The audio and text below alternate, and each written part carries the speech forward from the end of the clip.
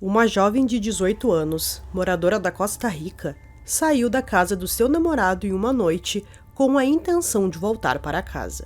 Infelizmente, ela nunca chegou. Fala pessoal, Carol na área, trazendo mais um vídeo aqui no canal.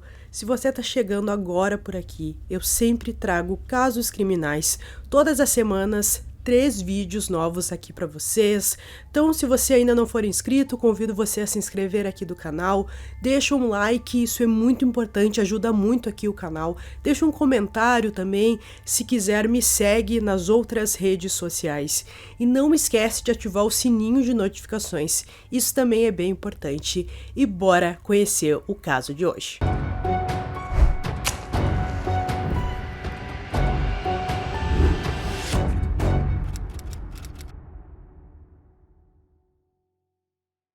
Alison Pamela Bonilla Vasquez nasceu em 7 de novembro de 2001, na cidade de Cartago, Costa Rica. Em 2020, ela morava com a sua mãe, Yendri Vasquez, no município de Urarás, no distrito de Cati, também na Costa Rica. Na época, ela estava namorando com um jovem chamado Harold Segura e estava frequentando aulas noturnas no colégio Henrique Guiller Sainz, que ficava localizado a poucos quilômetros de sua casa. Na quarta-feira, 4 de março de 2020, a jovem Alison, que estava com 18 anos, saiu de sua casa às 5h15 para comparecer às aulas noturnas da escola. Era seu terceiro dia de aula, então ela ainda estava se adaptando à nova rotina. Quando ela chegou, ela recebeu a informação de que as aulas foram canceladas naquela noite. Ela chegou mais ou menos umas 6 horas na escola e ela só recebeu essa mensagem quando ela chegou lá. Não recebeu nenhum aviso, nada antes. Então, ela pensou que tinha um tempo livre, podia fazer alguma coisa antes de voltar para casa.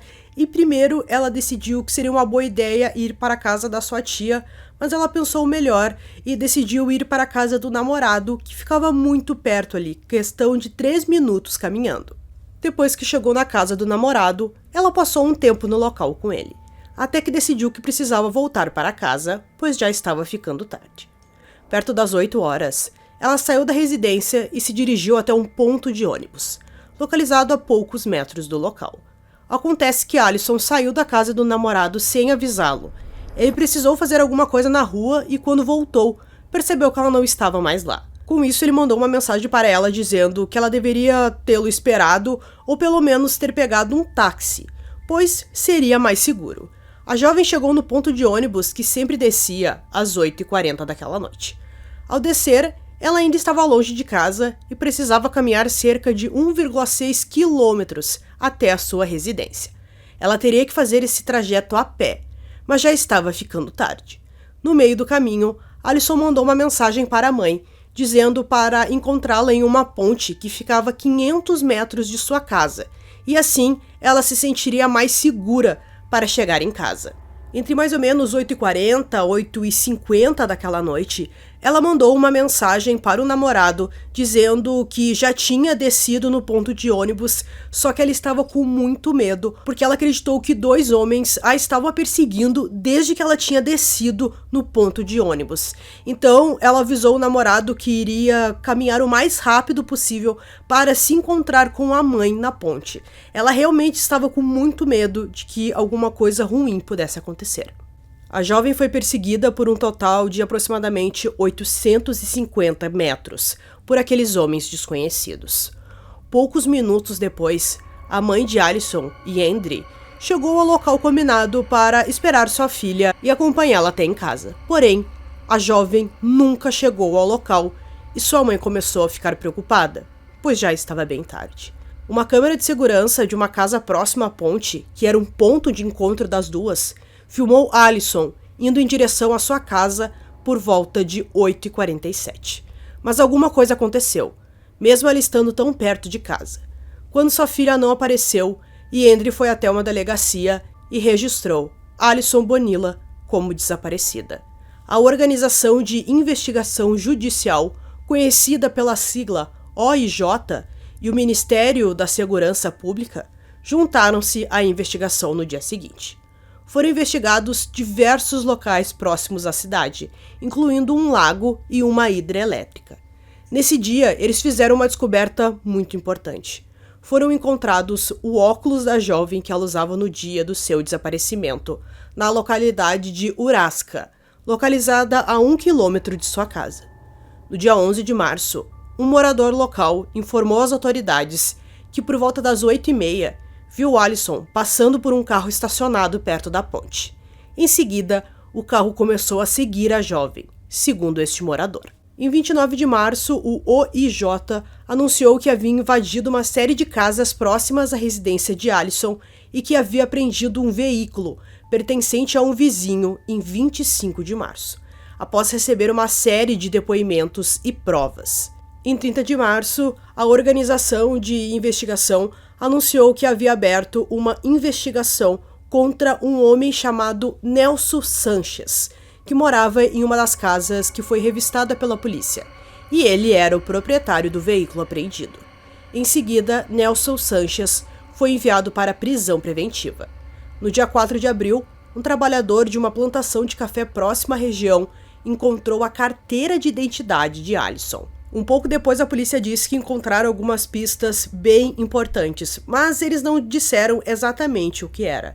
Eles também comentaram que dentro do carro daquele vizinho que foi apreendido, eles fizeram uma investigação e também encontraram algumas evidências. Nesse momento já fazia uns 2 meses que a Alison estava desaparecida. Depois de várias semanas sem novas informações, o advogado da família de Alison anunciou no dia 1º de junho que o responsável pelo desaparecimento da jovem já havia sido identificado, mas ele ainda não revelou seu nome. Finalmente, em 2 de setembro, Nelson Sanches, o vizinho de Alison, é formalmente preso pela Agência de Investigação Judicial e confessa ao seu advogado, alguns dias depois do sequestro, abuso sexual e assassinato de Alison Bonilla, afirmando que teria depositado seus restos mortais em um lixão. No dia 3 de setembro, antes da confissão, após diversas análises criminais, foram encontrados vestígios de sangue no porta-malas do veículo apreendido em março, que foram comparados com análises de DNA da família da Alison, que deram positivo. Com base no depoimento de Nelson, as autoridades iniciaram a busca pelos restos mortais de Alison em vários lixões próximos à cidade.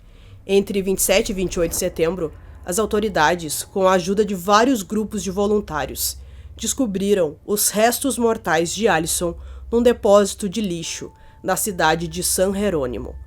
Entre os depósitos encontrados estavam peças de roupas da jovem, um tênis, uma meia com um prego e restos de ossos.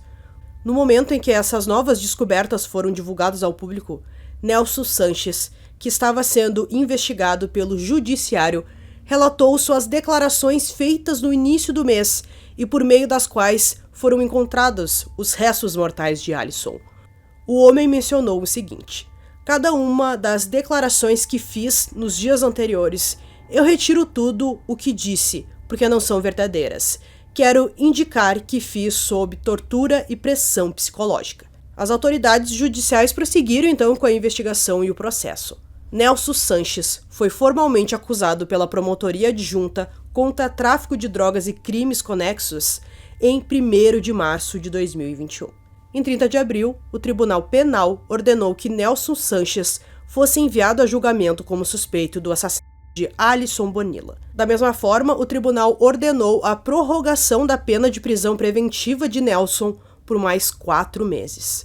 Após vários meses de procura de provas e investigação, a Procuradoria-Geral da República e a Agência de Investigação Judicial construíram diversas teorias que presumem que Nelson Sanches foi o responsável pelo sequestro de Alison Bonilla. Ele a levou para o outro local, onde a matou em seguida. Segundo o OIJ, Nelson abordou Alison em seu carro na noite de 4 de março, aproveitando-se do fato de que ela estava com medo porque era muito tarde e porque 2 homens desconhecidos a seguiam.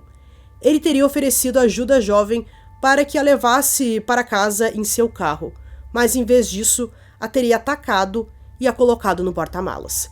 Posteriormente, ele teria levado a jovem para uma fazenda, onde a teria espancado, agredido sexualmente e tirado sua vida. Em seguida, teria depositado seus restos mortais em um lixão. A reconstrução dos acontecimentos também determinou que Nelson Sanches havia tentado se comunicar com Alison dias antes dos acontecimentos.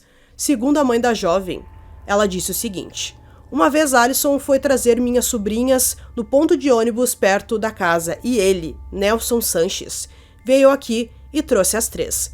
Mas elas não se falaram o tempo todo. Ele a deixou na frente da minha casa e ela, a Alison, saiu e agradeceu. Alguns dias depois, ele mandou uma mensagem para ela no Facebook, perguntando se ela não gostava dele. A Alison disse que ela não tinha falado com ele e que não o conhecia, então ela não poderia ter uma opinião sobre ele. Então ele disse apenas a ela que estava tudo bem.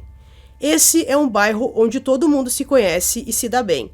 Às vezes as pessoas se ajudam e se dão carona umas para as outras até o ponto de ônibus, enfim. A mãe sempre suspeitou do homem. Na manhã do dia 18 de agosto de 2021, Nelson Sanches foi oficialmente condenado a 18 anos de prisão por homicídio simples e foi absolvido do crime de abuso sexual. Após recurso, a pena dada foi anulada pela Câmara Criminal do Supremo Tribunal de Justiça. O caso será novamente revisto para determinar se o homicídio foi simples ou qualificado, o que poderá aumentar a pena até 35 anos de prisão. Ainda não foi marcada uma nova data. A mãe de Alison disse: agora sinto paz no coração, porque não existe mais aquela ansiedade de saber de nada, aquela incerteza de não saber quem a levou. Isso me deixa mais tranquila, porque pelo menos sei que a justiça será feita. Foram 6 meses de angústia, mas hoje me sinto mais tranquila sabendo. Horas antes de saber o destino de Alison, ela ainda tinha esperanças de que sua filha ainda estava viva, porque ela sentia isso em seu coração. O caso do homicídio de Alison Bonilla teve grande repercussão na mídia, principalmente nas redes sociais, convocando inclusive diversas manifestações em memória da jovem e de outras mulheres que já haviam sido assassinadas em circunstâncias bem parecidas, como nos casos de Maria Luísa Cedenho e Luane Salazar. No Facebook, muitos costarriquenhos colocaram um filtro em suas fotos de perfil com a frase: "Nasci para ser livre, não assassinado", em memória das mulheres assassinadas e contra atos de feminicídio e violência contra as mulheres. Desde o primeiro dia do desaparecimento de Alison Bonilla, as comunidades e outras cidades próximas, ali de onde tudo tinha acontecido, se uniram como voluntárias no processo de busca de pistas e dos restos mortais da jovem. Desde o dia do seu desaparecimento, a família de Alison trabalhou muito na busca pela jovem, além de receber apoio de diversas comunidades do país. A tia de Alison garantiu que muitas pessoas no país, e até de outros países, escreveram para ela para lhes dar apoio, e isso restaurou a sua fé. O namorado de Alison, Harold, disse uma coisa em setembro de 2020, após as declarações de Nelson: "Por que fazer isso com uma mulher? Só quero agradecer muito às pessoas que tanto estiveram com minha família e com a família dela." Então, pessoal, concluindo esse caso, a gente viu que ela mandou uma mensagem pro namorado dizendo que estava com medo daqueles 2 homens que estavam a perseguindo. Então ela viu o vizinho e acreditou que ele pudesse ajudar, já que eles já tinham conversado algumas vezes e infelizmente aconteceu algo tão trágico. É realmente um caso que deixa a gente bem chocado, mas infelizmente é uma coisa que acontece bastante. Então eu espero que vocês tenham gostado desse vídeo. Esse foi mais um vídeo aqui no canal Durmam Bem e até o próximo.